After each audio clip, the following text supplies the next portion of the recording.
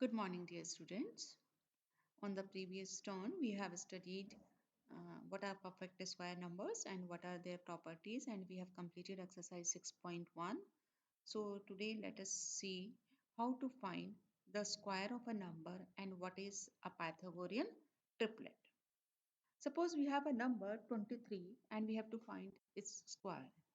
Then we have to split this 23 as a sum of two numbers so that its square can be easily found. We will split it as 20 plus 3 square.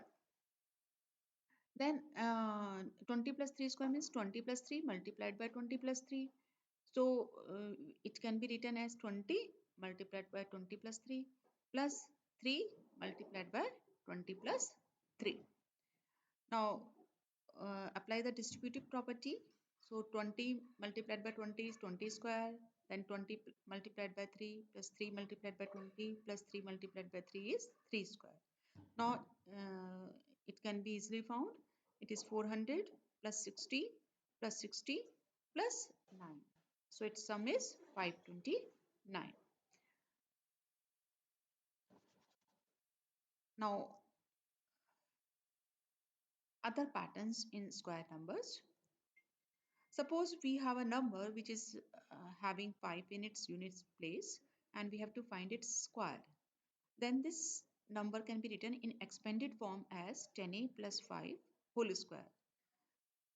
Then we can find its square as 10a multiplied by 10a plus 5, then plus 5 multiplied by 10a plus 5.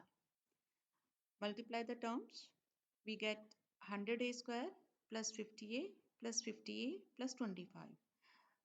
This becomes 100a. So from the first term and this term we can take 100a common and we are left with 1 with a from the first term and then 1, and this is a constant, so plus 25.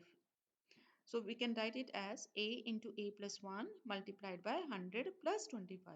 It means if a number is having 5 in its unit place, then its square can be found as a. If its tens place is a, then multiply it with its consecutive number and 100 plus 5 square, which is 25.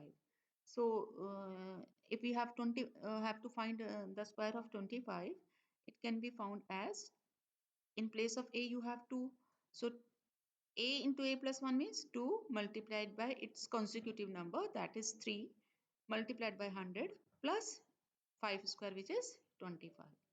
Similarly, if we want to find 35 square, we can find it as 3 multiplied by its consecutive number, that is 4, multiplied by 100 plus 5 square, that is 25. Next is Pythagorean triplet. Consider these numbers 3 square plus 4 square. It is 25, 9 plus 16, that is 25, which can be written as 5 square. So these three numbers 3, 4 and 5, they are known as Pythagorean triplet. Similarly, let us see the numbers 6, 8 and 10. If you add 6 square and 8 square, you will get 36 plus 64, that is 100, which can be written as 10 square. Means 6 square plus 8 square equal to 10 square. So 6, 8 and 10, they are also called a Pythagorean triplet. So we can define it as, if m is a natural number, then 2m, m square minus 1 and m square plus 1, it forms a Pythagorean triplet. So let us do some questions based on this. First question is, find the square of 32 and 35. So we have to split it in such a manner that its square can be easily found. So we can write 32 as 30 plus 2, and 32 square is, so 30 plus 2 whole square. It means 30 plus 2 multiplied by 30 plus 2. So we can write it as 30 multiplied by 30 plus 2, then plus 2 multiplied by 30 plus 2. Apply the distributive property and we get 900. 30 square means 900 plus 32. 30 multiplied by 2, 60, 60, 120 plus 4. So the sum will be 1024. Similarly, 35 square can be found as, it can be splitted as 30 plus 5. So 30 plus 5 square means 30 multiplied by 30 plus 5 multiplied by 30 plus 5. So 30 multiplied by 30, 900. Then 30 multiplied by 5, 150. 5 multiplied by 30, again 150. 5 multiplied by 5, 25.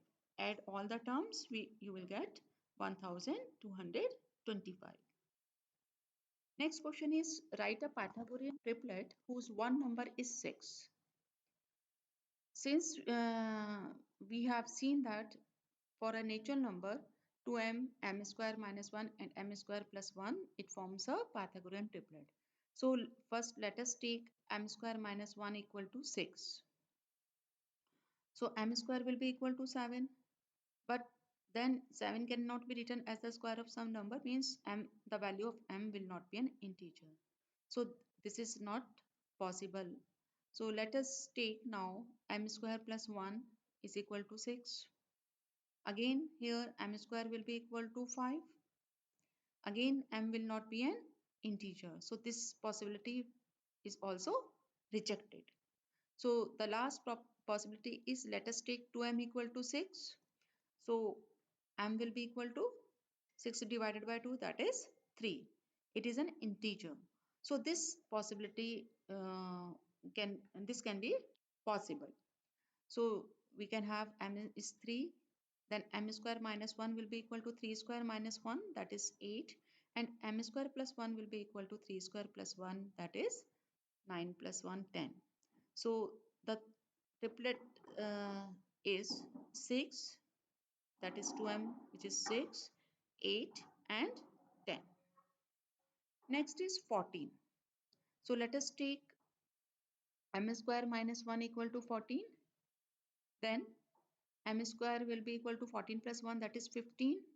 Again, it cannot be written as the square of some number, so it means m will not be an integer. So this possibility will be rejected. So let us take 2m is equal to 14. Then m will be 14 divided by 2, that is 7, which is an integer. So it can be possible. So if m is 7, then m square minus 1 will be 7 square minus 1, that is 48.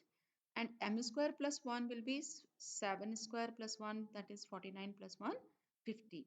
So the triplet is 2m, which is 14, m square minus 1, that is 48, and m square plus 1, that is 50. So this is the triplet.